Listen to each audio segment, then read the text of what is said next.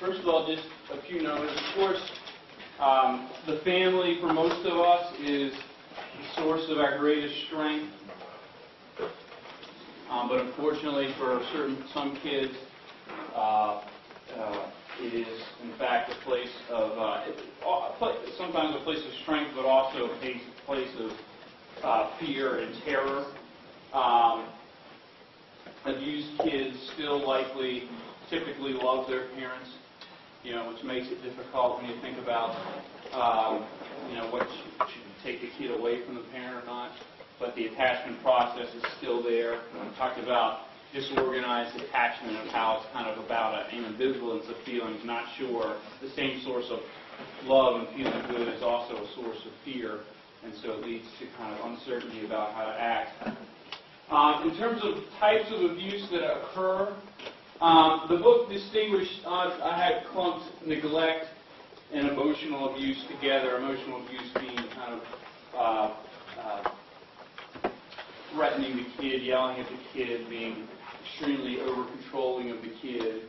Neglect could be physical neglect or emotional neglect. But that category, physical abuse and sexual abuse, I think we typically think of as the kind of more horrendous ones. But actually, many psychologists have been thinking and feeling that like neglect and emotional abuse may be, in fact, more severe in terms of long-term outcomes, typically because it's constant, and whereas physical or sexual abuse may happen a more limited number of times and also come with like more positive aspects of parenting. So despite, like I said, how horrendous the other two things are, the first category, a lot of times, is more severe in terms of long-term outcomes, as we'll see with Jeannie.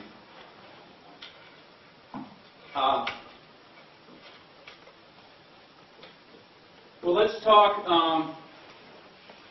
about who the abusers are, or some characteristics of people who do abusing. We'll talk about it separately for physical abuse and then for sexual abuse. So for physical and emotional abusers, here's just some of the characteristics of the parents that are typical. Now, I should say that, first of all, that physical abuse, sexual abuse, cuts across socioeconomic lines, cuts across ethnic, racial lines. So you can find it anywhere. At the same time, there are a list of risk factors, which means it happens more frequently in certain types of situations. Exactly. I'm sorry, and your name again? Kelly says it's going to add stress on the parent, and that's exactly right and a very good point, which is when we think about abuse, parents don't want to, even abusive parents don't walk around wanting to hurt their children often. However,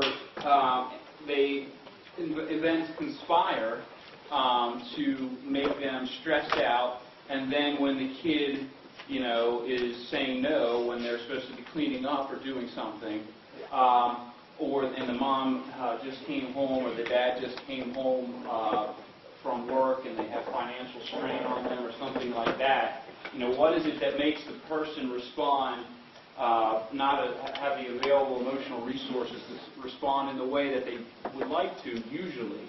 And so you can see all these different things are risk factors for that. What else do you notice?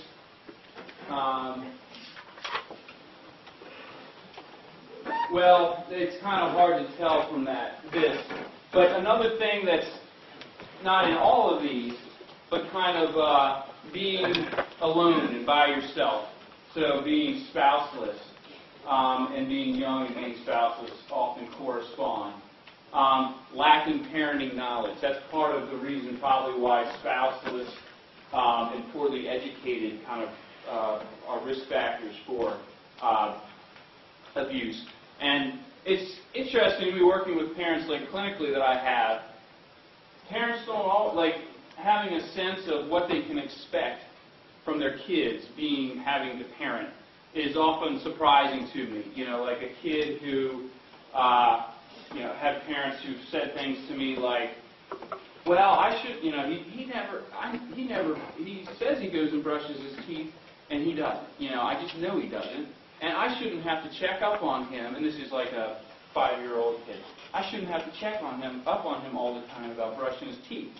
Well, I try to help such parents kind of realize that, yeah, actually, you know what, you kind of do. Kids are going to push limits and get their expectations up that, in fact, it is a lot of work to be parents. And a lot of us might have a sense of that, but we probably don't have a really great sense of all the little things, like what to expect of a 5-year-old. From this course, you'll know a little bit more in other courses you take. But, how much you really learn from courses. But you learn it from your parents and your friends when you have a kid.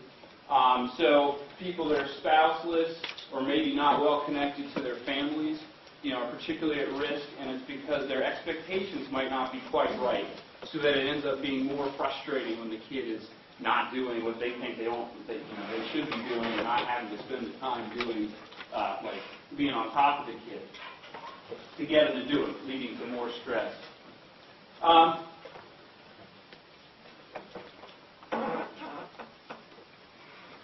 More things on the list. Authoritarian. Who could tell us what that means? We're going to be talking about that in a few weeks, but authoritarian parenting is characterized how? I'm sorry? Yeah, power hungry, or very controlling, having a sense, very dictative. Yeah, dictative, a sense of, I make the rules, you don't question them, also kind of on the kids all the time about what they're doing, kind of monitoring over and over, like little stuff, telling them what to do. So parents that tend to have an authoritarian style.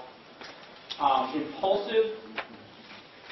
And again, this is something that impulsive, again, these are risk factors. This doesn't mean non-impulsive people aren't sometimes abusive, and it doesn't mean all impulsive people are abusive, but it's one characteristic that helps relate to it.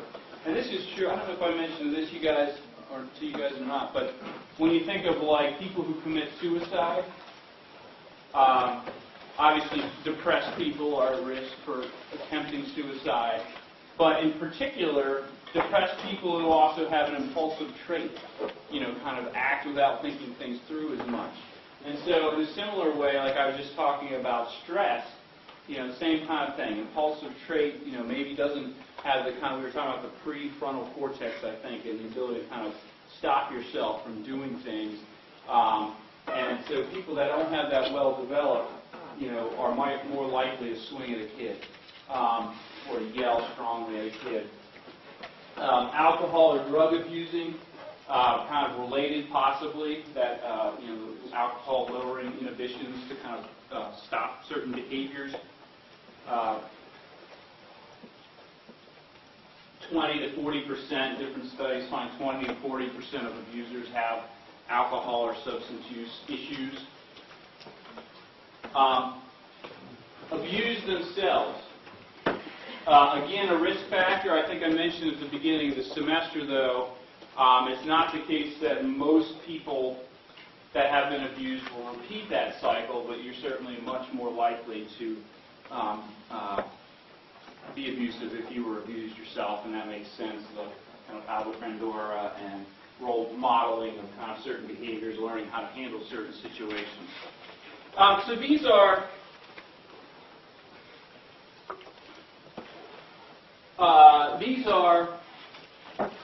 individual characteristics of parents, either males or females, that lead to make our risk factors for abuse, physical, that is. What about family factors? Well, from what we said about the first list about stress, these are pretty predictable. More impoverished areas, large families. Again, not that large families are bad, but maybe a large family, given some of these other things, parenting becomes overwhelming for certain parents when you've got 3 kids not paying attention to what you're saying, and then there's 4 that are sitting at the dinner table like they're supposed to, and levels of stress are going up because of that. Life changes, changes in houses, recent changes in jobs, certainly job loss. These kind of events tend to add stress on the families. Marital conflict, obviously. Again, a lot of times parents that weren't previously abusive, but because of kind of conflict in the family, in the marriage relationship that is, become abusive after something happens, and they just don't have the resources, again, emotionally, to kind of respond patiently to their kids like they would like to.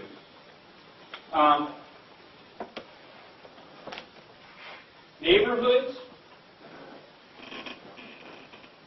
One thing that research seems to suggest is that isolation, like the different things, kind of along with the kind of more individual and family characteristics that I put up there, same thing is true for neighborhoods. Neighborhoods that might lead to stress for different reasons, but not just stress, but then in terms of support. I was talking about like spouseless, and who do you go to for to know whether you should have to tell your kid to brush their teeth every night or not, or to ask them how to handle that situation. So in terms of few community services, meaning are there churches, temples, other kind of organizations, YMCAs, places where parents can meet other parents who might be going through the same things with kids their age, or more informal support services, friends. Is it a neighborhood where the neighbors talk a lot? And unfortunately, that's in lower income areas, that's an issue, is that if the streets aren't safe, there's not as much kind of hanging out on the stoop and talking to your neighbors, or letting the kids go over and playing with the neighbor's house.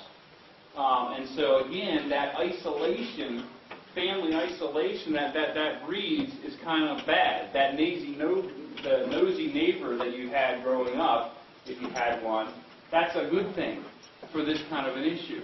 Like nosy neighbors help keep you kind of, the more kind of openness, not only in terms of having a resource to get information about kids, but also in terms of kind of, closed doors, not knowing what parents are doing or families are doing. That nosy neighbor is a good thing in terms of making sure kind of bad things don't happen. Societal issues. In the Netherlands,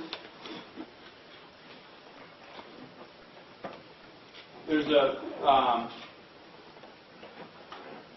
ban on spanking, and there are very few reports of child abuse.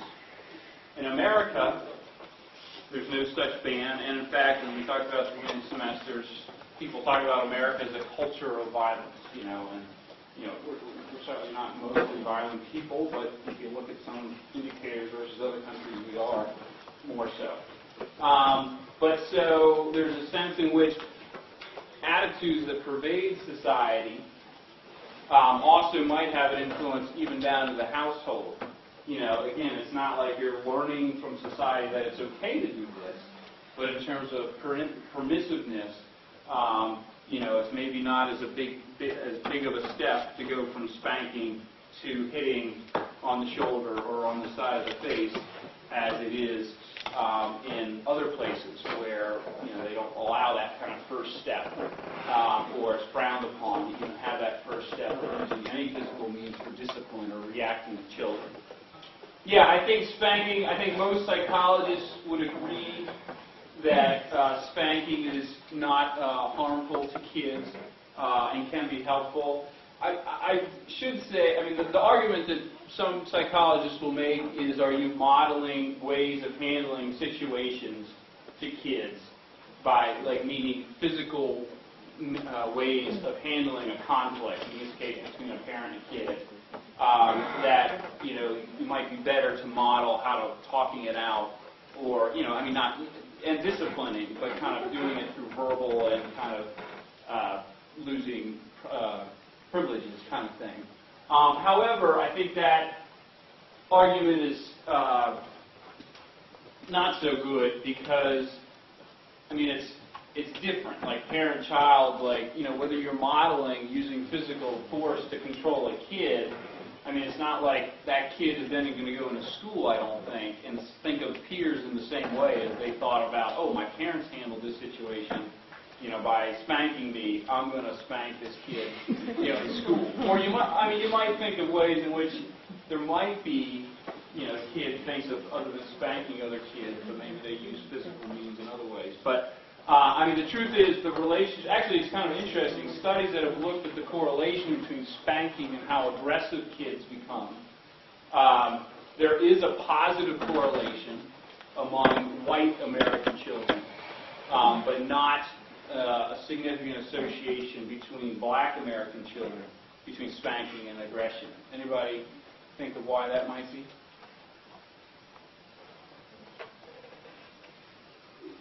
First of all, it should be stated that those are both correlations and don't imply, as we talked about, causation at all. And as I just said, I don't believe there's a causal relationship just because the two things are correlated. A big problem is that, many of the same kids who get spanked, or not many, but a small minority, are the same kids who will get abused. You know, so if you have, let's see, let's put up 6 kids here. Let's see.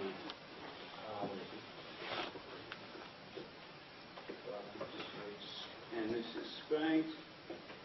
No, no, no, yes, yes, yes, abused.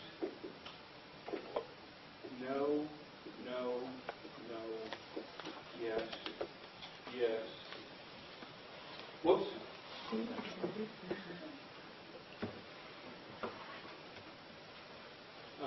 Aggressive. Let's say.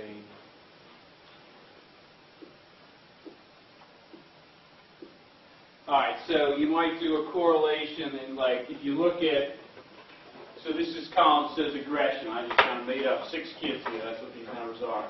Well, only one of the 6 is aggressive. You know, 3 are not aggressive, and however you want to do that, let's say they got into 5 fights that school year. And half of the kids get spanked and half don't. So if you did a correlation between this and this, it would look like there's a correlation because the only time, I mean, if you gave numbers of 0, 0, 0, 0, 0, 1, you know, there would be some correlation between this and this because the one time this goes up, so does this column. It's not a perfect correlation by any stretch of the means. But the truth is, it's not because of this column, it's because of this column. There's one kid who actually not just gets spanked, but gets physically abused, and it's in fact maybe that abuse that's causing the aggressive tendencies in the kid not to spank. So the bottom line is I don't think that correlation means much. But back to my question, why might it be that white, in the studies, review of studies so far, find a correlation between white kids but not black kids in America? The way people think about it is kind of, in general, in America, black parents, and it's probably a factor of income levels on average more than, certainly than on race, I mean, that's what people think, use more authoritarian or controlling techniques.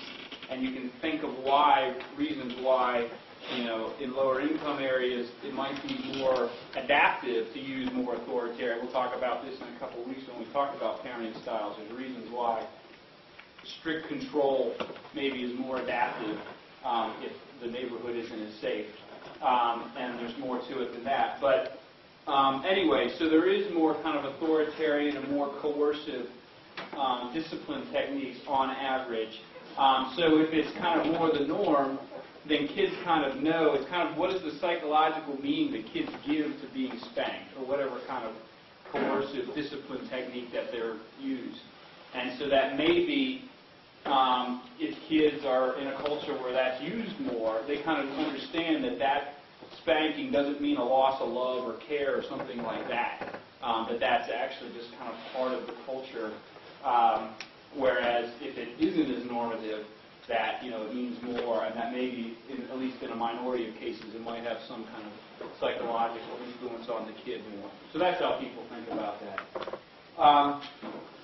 Okay. So there's some suggestion that maybe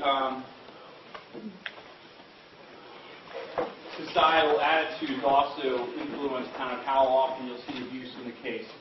In terms of sexual abuse, I just want to say a couple of things. I worked in, I don't know if I mentioned this, I worked a few years ago in New Jersey at a clinic with sex offenders, adolescent boys who had committed sex offenses. So I wasn't working with the victims of that, but with the offenders themselves, which was morally challenging. You sat there, it was a group of kind of 12 kids, and I was working with a couple other psychologists, but you wanted to help them, but at the same time you would tell the stories of what they did, and you would just really have to sit there going back and forth between rage and kind of empathy, wanting to help them at the same time, just morally being disgusted with what they're talking about. But one kid, let me just describe one kid. Let me describe a couple of kids, and they kind of give examples of this. Well, first of all, sexual abuse is by far perpetrated by males compared to females. That's not surprising to anybody, I'm sure. But second of all, acquaintances. It's not the case that like rape by a stranger. That certainly can happen and does happen. But when we think about sexual abuse, it's most often perpetrated by people known to the victim, uncles, family friends, people that have kind of constant contact. And in fact, abuse occurs more often in situations where there's kind of repeated contact with the child. So again, it's not the case. I mean, it does happen again, but it's the minority of cases of sexual abuse where it kind of happens one time and that's it. So for example, in the clinic I worked in, a couple of different cases was a guy who, a boy who worked in some sort of convenience store or something like that. I forget exactly. And there was a mentally challenged kid. I don't know if he was mentally retarded or not. I forget exactly. But and this is all from this kid's report, and who worked there as well. And just kind of over a period of working with him, he kind of had a relationship with the guy, but then at some point they were in some sort of closet at work together, and he had the guy perform sexual acts on him. But again, it was kind of a relationship with somebody he had known for a while, and then an opportunity presented itself. Another kid, it was a niece of his, a niece that he came over, and he was, actually this kid, one thing that was surprising to me coming into this without having worked with sex offenders at all was, I guess I kind of had a stereotype of sexual abusers as kind of introverted people that have a hard time getting sex on their own or getting into relationships or having meaningful relationships. And that was true in some cases, that first case I just told you about. But some of these kids, there was one kid who was running back on the football team in the high school. Not that that means you have social skills necessarily, but this kid did. It seemed like he would have been kind of a leader in his social group, or and he talked about his friends and things. And then this other kid who I was just talking about, really sweet kid in a lot of ways. We all liked him. So it was kind of hard sitting there thinking that he did this thing with his niece. But and I didn't finish saying, but that was an incident that it took many times before something actually happened. There was the niece they would play together when he was over at the house, and she would sit on his lap, and they would play and talk or whatever. And then, the next time they come over, hit on the lap again, and then it kind of like maybe then touches. So that happens a lot where it's kind of, something happens that puts an idea in the person's head to move further towards sexual abuse, and then there's what's called a grooming period. So like Michael Jackson, although I guess he was not found guilty, assuming he's guilty, when they're talking about giving him the alcohol to the kids and, coming over, playing with the toys and things like that, that would be called grooming a kid. So kind of develop a relationship, a friendship, so that they can trust the person.